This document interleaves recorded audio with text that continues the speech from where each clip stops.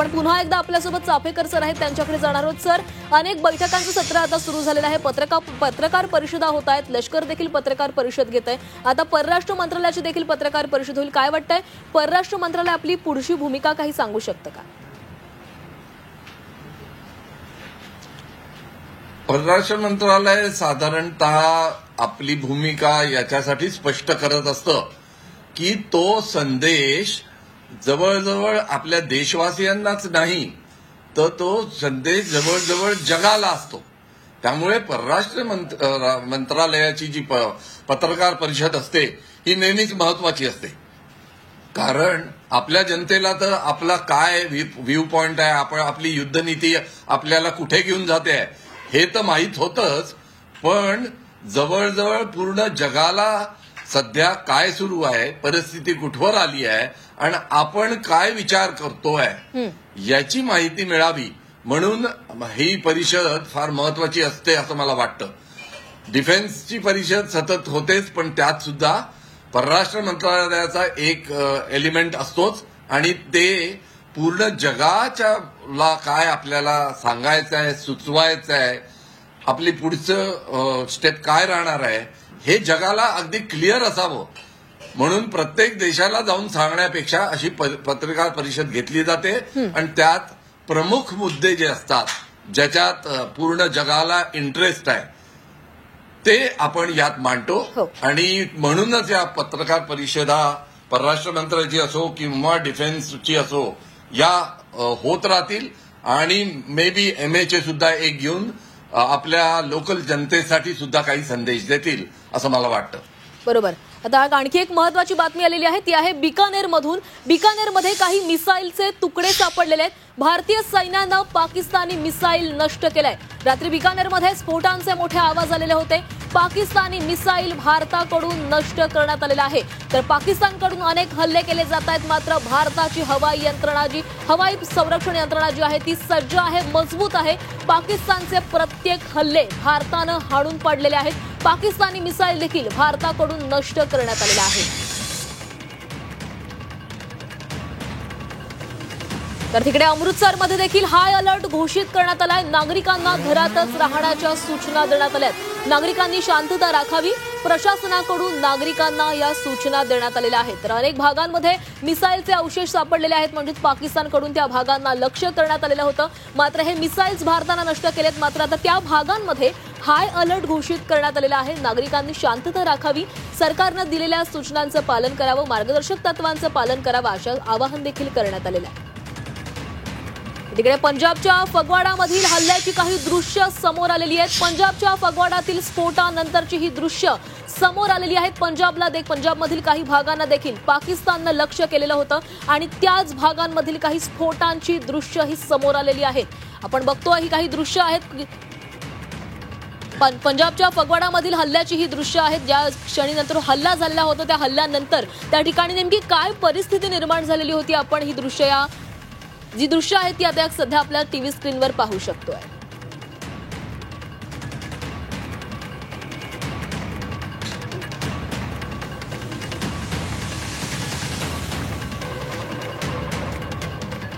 Chaphekar sir, पाकिस्तानकडून अनेक हवाई हल्ले झालेले आहेत, मात्र भारताची हवाई संरक्षण प्रणाली जी आहे म्हणजे S-400 ही इतकी मजबूत आहेत की त्यानं पाकिस्तानमधला एकही मिसाईल असेल किंवा एकही ड्रोन हल्ला असेल तो यशस्वी होऊ दिला नाहीये. थोडाफार या S-400 जी आपली हवाई संरक्षण प्रणाली आहे त्याच्याबद्दल थोडंसं सांगू शकाल का? पहिले याच्यासाठी आपल्याला हे लक्षात घेतलं पाहिजे की एअर डिफेन्स सिस्टम कशा प्रकारची असते, ते कशा प्रकारची त्याची आकारणी असते आणि ती कशा प्रकारे डिप्लॉय केली जाते. साधारण आणि हे काही आपल्या भारतातच नाही, जगभर एअर डिफेन्सचं डिप्लॉयमेंट हे अशाच प्रकारे असतं. बरेच सेन्सर्स असतात, कम्युनिकेशन पिकअप करायला सेन्सर्स असतात, रडार असतात, मिसाईल युनिट असतात, त्यांचे मिसाईल युनिटचे आपले स्वतःचे रडार वेगळे असतात आणि या सगळ्या सेन्सर्सचं माहिती एका केंद्रात जमा होते आणि त्यामुळे आता जे चित्र असतं हवाई चित्र ऑल अलॉंग द बॉर्डर म्हणजे सीमारेषेच्या पूर्ण आजूबाजूला हे आपल्याला एका जागी मिळतं आणि मग तसं आपली युद्धनीती आपल्याला आखता येते. S-400 याच्याबद्दल बरंच बोलल्या गेलेलं आहे. S-400 बरोबर आपण US ग्रिड म्हणून एक गोष्ट यूज करतोय. त्यामुळे फायदा काय होतोय की US-400 आणि US ग्रिड एकत्र वापरल्यामुळे ballistic missile, medium range missile, हाय अल्टिट्यूड मिसाईल, हेलिकॉप्टर्स, विमानं आणि छोटे ड्रोन सुद्धा आपण डिटेक्ट करू शकतोय. आणि ते डिटेक्शन चांगल्या अंतरावर होत असल्यामुळे म्हणजे जवळजवळ पाकिस्तानातून फायर झाल्याबरोबरच आपण डिटेक्ट करू शकतोय. त्यामुळे त्याचा विध्वंस करणं आपल्याला सोपं जात आहे. बरोबर. पण अजून एक महत्वाची गोष्ट मी तुम्हाला सांगू इच्छितो की एअर डिफेन्स सिस्टम कितीही चांगली असली तरी त्याच्यावर काम करणाऱ्यांना ते किती चांगले ट्रेंड आहेत, ते कसे अलर्ट आहेत याचं महत्व जास्त असतं. बरोबर. कारण रडारवर एक ब्लिप दिसली की ती ब्लिप कसली आहे, हो, ती खून जी दिसते रडारवर ती कसली आहे हे ओळखण्याची सुद्धा एक कला असते. हो. आणि आपले जे एअर डिफेन्स ऑफिसर्स आणि मेन आहे वायुदलाचे ते अतिशय तरबेज आहे या गोष्टी. त्यामुळे मॅन बिहाइंड द मशीन ही किती महत्वाची असते हे एअर डिफेन्स सिस्टम द्वारे सुद्धा कळत आहे. तीच गोष्ट एअर डिफेन्स सिस्टम पाकिस्तानजवळ आहे. ती काही तेवढी वाईट नाही आहे, पण त्यांच्याकडे निपुण लोक रडारवर बसत नाही आहे. ते काय येत आहे, कसं डिसायफर होत आहे, हे जे रडारवर दिसत आहे ते काय असेल, या सगळ्या गोष्टी कळायला त्यांना वेळ लागतोय. त्यामुळे भारताचे जे नैपुण्य आहे या विविध क्षेत्रांमध्ये ते किती उपयोगाचं आहे. बरोबर. आणि ते म्हणतात ना, you sweat in peace so you bleed less in war. अगदी त्याचा लिटरली मिनिंग आपल्याला आता लक्षात येतोय. एअर डिफेन्स सिस्टम ही शांतता काळात आपण वापरून त्याच्यावर लोकांना तरबेज केलेला आहे.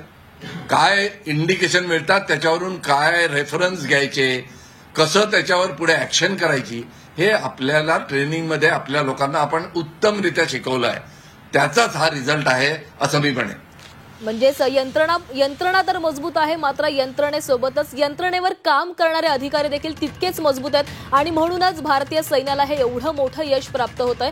सर, आणखी एक अशी बातमी होती की ती म्हणजे